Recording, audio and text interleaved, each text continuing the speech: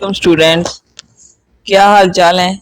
यकीनन ठीक होंगे। तो आज हमारा लेक्चर है प्रमोटेशन के मतलब। लास्ट लेक्चर में भी हमने इसके बारे में बात की थी, तो आज हम इसको तफसील से पढ़ेंगे और इसकी एक्सरसाइज 7.2 वो क्वेश्चन भी करेंगे। और जो है वो हम इसको थोड़ा सा तफसीली पढ़ने के बाद नेक्स्ट हम कम्बिनेशन के मतलब पढ़ेंगे। तो परमोटेशन की डेफिनेशन है हमारे पास। अब परमोटेशन जो है वो आपको मैंने बताया था कि तरतीब को कहते हैं, अरेंजमेंट्स को कहते हैं। मुख्तलिफ ऑब्जेक्ट्स हैं, उनको हमने एक तरतीब में अरेंज करना है, तो उसके लिए हम लफ्ज़ परमोटेशन इस्तेमाल करते हैं। ठीक है, यहाँ पर इसकी डेफिनेशन में है permutation of n different objects. N जो है वो तादाद है उनकी, और उसमें से हमने कुछ लेने हैं आर, जो कि जिनकी तादाद जो है वो एन से कम होगी। ठीक है, एक ही वक्त में लेंगे और उनकी अरेंजमेंट्स जो होगी वो आर ऑब्जेक्ट्स की अरेंजमेंट्स होगी। जनरली हम इसे एन पी आर से शो करते हैं या ऐसे लिखते हैं ऑर्डर पेयर में। तो इसका हमारे पास एक फॉर्मूला है एन पी आर। तो एन इंटू ये एन का factorial over n minus r का फैक्टोरियल, और इसको हम प्रूव भी कर सकते हैं, ये कोई मुश्किल नहीं है। हमने लास्ट लेक्चर में एन फैक्टोरियल पढ़ा था। एन फैक्टोरियल क्या होता है? डिक्रीजिंग में प्रोडक्ट्स लेना है नंबरों का। ठीक है, तो यहाँ पर ये कोई एक आर्थ टर्म है हमारे पास n minus r plus one जो है इसकी। तो इसको क्या करेंगे, हमने एन माइनस आर से मल्टीप्लाई भी कर दिया है, डिवाइड भी कर दिया है, और उसको ऊपर वाले का एन फैक्टोरियल और नीचे एन माइनस आर का फैक्टोरियल आ गया है। एन मेरे पास नंबर ऑफ टोटल ऑब्जेक्ट्स है, टोटल, और आर जो है उसमें से कुछ तादाद हमने ली है जिनको हमने एक ऑर्डर में एक तरतीब में लिखना है। ठीक है, अगर हम एन पी आर लेते हैं, एन पी आर देखते हैं, हम कहते हैं कि एन जो है वो मेरे पास 3 है। तो एन पी आर के फॉर्मूले के मुताबिक एन का फैक्टोरियल एन माइनस आर का फैक्टोरियल। ठीक है, और आर इसमें हम ले लेते हैं 2 ले लेते हैं। तो ये मेरे पास 3 का फैक्टोरियल, 3 माइनस 2 मतलब 1 का फैक्टोरियल, और ये क्या बन जाएगा आपके पास 6। तो मतलब कि 3 ऑब्जेक्ट्स जो हैं वो 6 तरीकों से अरेंज किए जा सकते हैं। 6 इसमें तरीके हैं। तो अब हम इसका एग्जांपल करते हैं, नहीं तो हम इसकी एक्सरसाइज 7.2 जो है वो बहुत ही आसान है। आपने सिर्फ इसके स्टेप्स पर गौर करना है और आपको जो क्वेश्चन है वो बड़ी अच्छी तरीके से समझ आ जाएगा इंशाल्लाह।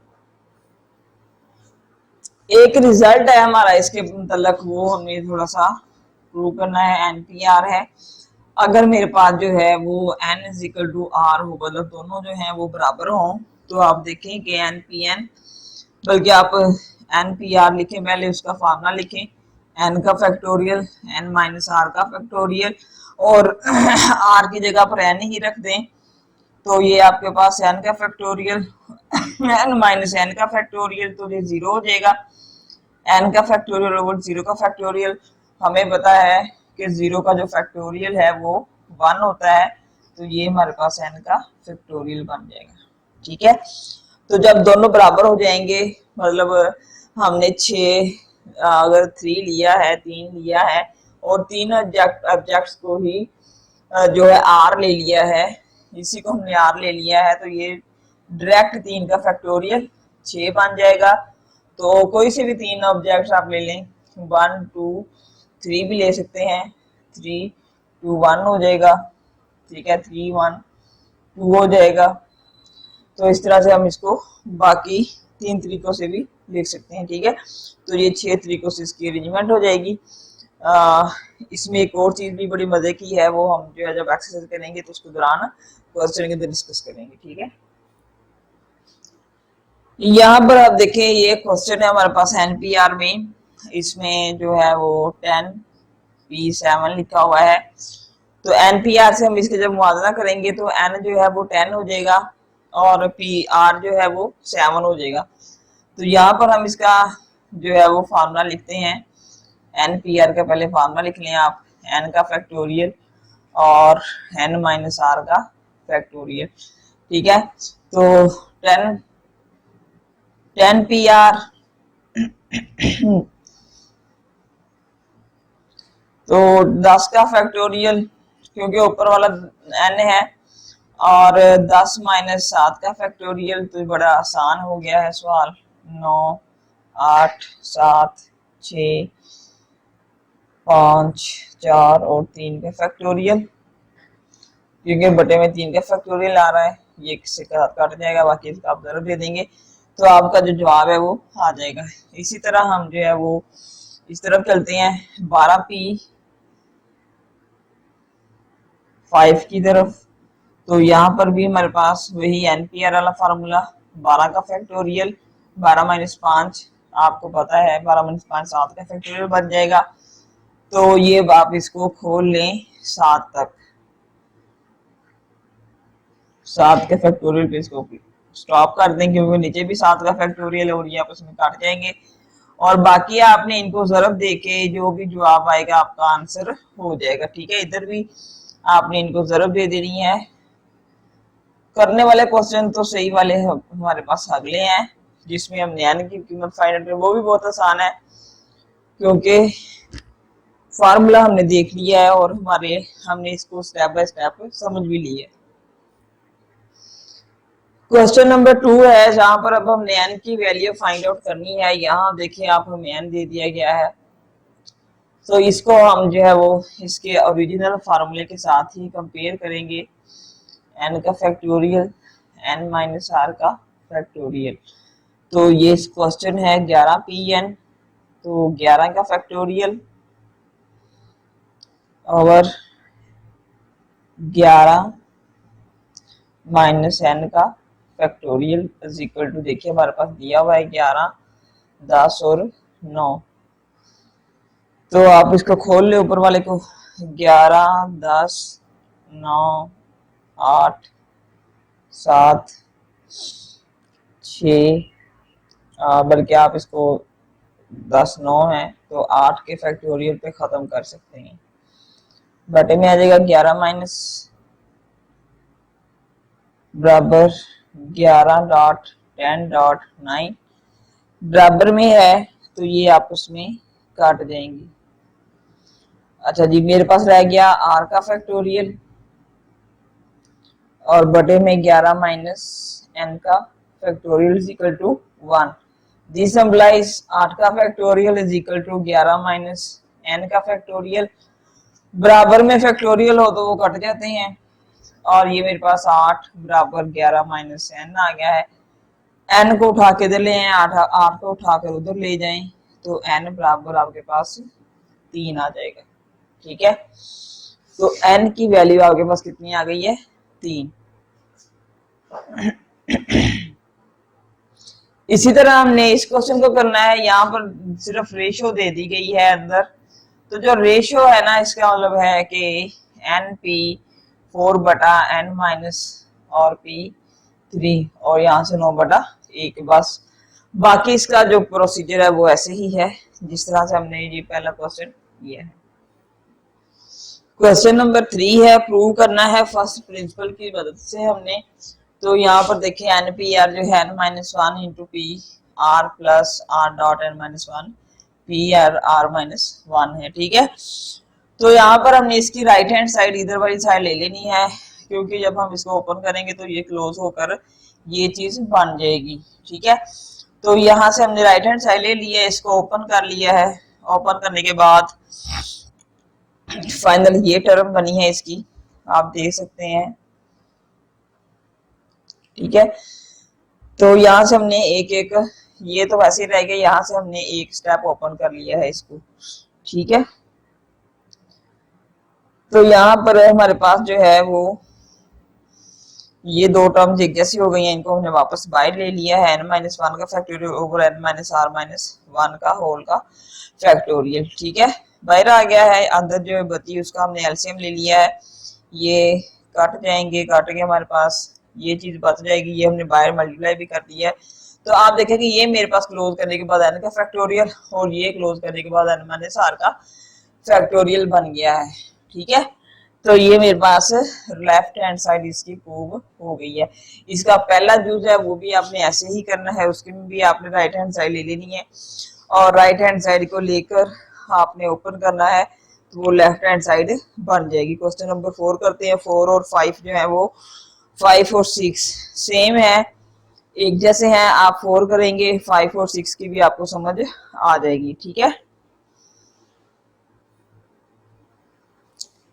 4 नंबर है कि how many signals can be given by 5 flags of different colour हैं using 3 flags at a time. 3 flag एक वक्त में यूज करने, तो ये R है और टोटल N है 5। ये हमने इसको लिख लिया है। H का फार्मूला NPR, N 5 है, R 3 है, तो ये आपने ओपन कर लिया और ये 60 तरीकों से हम इसको जो है वो सिग्नल दे सकते हैं। इसी तरह का क्वेश्चन नंबर 5 भी है, उसमें 6 फ्लैग हैं। ठीक है, 6 फ्लैग्स हैं, मतलब कि N जो है वो 6 है और उसके अंदर आपने एट अ टाइम जो है वो कोई भी यूज कर लेना है। तो इसका मतलब है कि R भी ये है और जो N है वो भी ये है, तो डायरेक्ट जो है वो N का फैक्टोरियल बन जाएगा क्योंकि ये N भी N बन गया है। तो 6 का फैक्टोरियल आप ओपन करके इसके जो गिनती बता सकते हैं। ठीक है, इसी तरह क्वेश्चन नंबर 6 है। क्वेश्चन नंबर 6 में आप देखेंगे कि उसने कहा है कि तमाम वर्ड्स हैं जैसे प्लेन है, PLANE। तो जैसे प्लेन है इसके कितने हरफ हैं, 1 2 3 4 5, तो N कितना हो गया 5। तो एट अ टाइम आपने सारे यूज करने हैं। R भी कितना हो गया 5, तो इसका मतलब है 5 का फैक्टोरियल जो है वो इसकी अरेंजमेंट्स बन जाएगी। हम इसको 5 फैक्टोरियल के वेज में अरेंज कर सकते हैं। तो इसी तरह हमारे पास 6 क्वेश्चन, जो 7 नंबर क्वेश्चन है वो करते हैं। चलो बच्चों जी, ये बहुत आसान क्वेश्चन है, ये भी देखिए आपने जो है वो हर डिजिट को एक दफा इस्तेमाल करना है और 3 डिजिट नंबर बनाने हैं। मतलब कि अगर 2 3 5 7 है तो 235 एक हो गया, 795 एक हो गया, 357, ऐसे करके आपने इसके 3 डिजिट वाले नंबर बनाने हैं। तो हमारे पास टोटल नंबर कितने हैं 5, तो N कितना हो गया 5। R क्या है 3 लेने, 3 डिजिट बनाने हैं, तो R क्या आ जाएगा 3 हो जाएगा और सबको एक एक दफा यूज करना है। तो NPR हम ये फॉर्मूला लगाएंगे तो आपको पता है N क्या है R क्या है, और ये हमारे पास 60 तरीकों से हम इसको जो है वो रीअरेंज अरेंज कर सकते हैं। ठीक है, क्वेश्चन नंबर 8 है। यहाँ भी हमने डिजिट फाइंड आउट करके ग्रेटर देन नंबर बताना है। 23,000 से बड़ा नंबर बनाना है और नंबर हमने ये यूज करने हैं। ठीक है, और रिपीट कुछ भी नहीं होना चाहिए इसमें। तो हमारे पास टोटल नंबर 5 है और टोटल R भी 5 है। ठीक है, हमने जो है वो फार्मूला NPR वाला यूज करते हुए इसको बना लिया है 120 वेज में। लेकिन अब मेरे पास 1 और 2 है जो कि 23,000 से कम डिजिट बनाएगा, तो वो हमने निकाल देनी है। जब हमने यहाँ शुरू में जो है ये 23,005 हिस्से हैं, इसकी जगह पर अगर हम 1 से शुरू करें, मतलब यहाँ 2 की जगह पर हम 1 रिप्लेस कर दें तो बाकी खाली जगह है, तो ये एक नंबर इसका छोटा बनेगा। तो इसकी पॉसिबिलिटी निकालनी है हमने, 24 आई है क्योंकि एक फिक्स हो गया है, बाकी 4 रह गए हैं हमारे पास। इसी तरह हमारे पास जो है वो दूसरा नंबर जो इसको इससे छोटा बनेगा वो 2 1 से बन सकता है। 3 प्लेसेस मेरे पास रह गई हैं, 2 और 1 फिक्स हो गया है, तो 3 डिजिट या 3 प्लेसेस आप कह लें। ठीक है, ये 23,000 जो है वो ये 5 जगह है हमारे पास जहाँ पर डिजिट मैंने सिलेक्ट करने हैं। ठीक है, तो क्या हुआ कि 2 फिक्स हो गए हैं, 2 और 1 यहाँ पर ये फिक्स हो गया है 2 और 1, तो बकाया 3 प्लेसेस मेरे पास बची हैं, तो इन 3 को 3p3 हो जाएगा। तो मेरे पास 6 वेज में जो है वो इसको अरेंजमेंट किया जा सकता है। तो ये 21,000 या 1,000 ये हमारे पास 23,000 से कम बनते हैं। जो छोटे बनते हैं वो 120 में से हम माइनस कर देंगे, तो ये देखें जी, ये 20 में से माइनस कर दिया है तो जवाब क्या है 90। मतलब कि हम इसको 90 वेज में जो है वो रीअरेंज करके 23,000 से बड़ा नंबर बना सकते हैं। ठीक है, क्वेश्चन नंबर 12 है हमारे पास। बाकी जो क्वेश्चन थे 8 से लेकर 8वां हमने कर लिया था, 9, 10 और 11 जो है वो सेम है।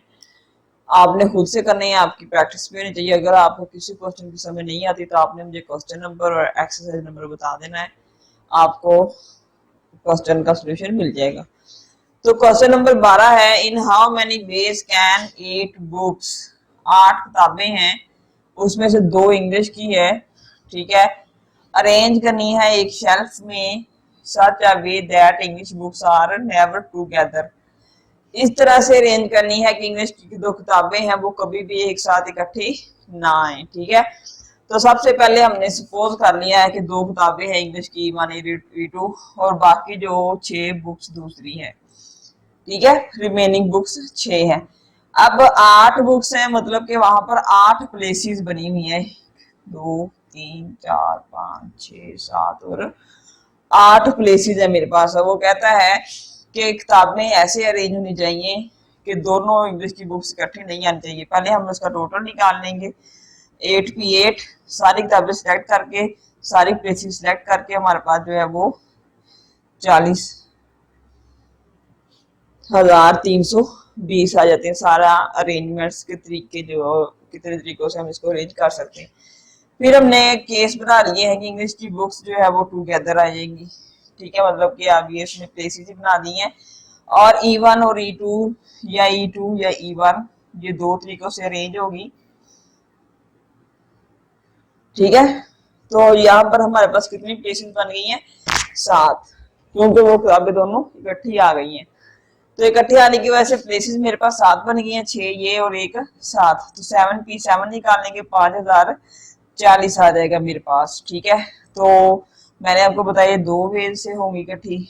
E2 E1 निकाला है, E1 E2 हो तो हम इसका डबल कर लेंगे, निकलना तो यही है, तो ये हमारे पास 10,080 हो जाएगा। तो किताबें हमने निकालनी थी कि इंग्लिश की बुक्स कभी भी इकट्ठी ना आए। तो कैसे होगा, इंग्लिश बुक्स नॉट टुगेदर, तो टोटल में से हमने जो जितना टुगेदर है वो निकालना है उसको माइनस कर देंगे, तो ये 30,240 वेज में जो है वो बुक्स को अरेंज किया जा सकता है। ठीक है, अब हम करते हैं क्वेश्चन नंबर 14। क्वेश्चन नंबर 14 है, स्टेटमेंट पढ़ते हैं, in how many ways can 5 boys and 4 girls can be seated on a bench so that the girls and the boys occupy alternate seats. जी, क्या मतलब कि लड़के और लड़कियां जो हैं एक दूसरे के साथ आए अल्टरनेट तरीके से, मतलब कि B1 G1 लड़की एक लड़का, फिर एक लड़की एक लड़का, एक लड़की एक लड़का, लड़की और लड़का, ऐसे करके अरेंजमेंट्स होने चाहिए। तो हमारे पास कितनी सीट्स बन गई हैं टोटल तो ये थे हमारे पास 5 और 4 9 लोग, लेकिन हमने क्या किया कि 5 और 5 जो है 5 NPR 5 बॉयज हैं उनका अलग से हमने NPR निकाला, और जो 4 गर्ल्स हैं उनका अलग से NPR निकाला, और उनको आपस में हमने मल्टीप्लाई कर दिया। क्यों, अब ये सिर्फ इसी तरह से बैठाया है तो ये सीटेड नहीं है ना, होगी ना, अरेंज तरतीब बदल भी सकती है, लेकिन हमने सिर्फ लड़के और लड़कियां अल्टरनेट बिठाने हैं। ठीक है, तो आपने इनका निकाला जो 120 आ गया और इसका निकाला तो 24 आया, और दोनों का आपस में दर्ज 280 वेज में हम लड़के और लड़कियों को जो है वो अल्टरनेट तरीके से बिठा सकते हैं। इसके साथ ही हमारी एक्सरसाइज 7.2 जो है वो कंप्लीट हो गई है।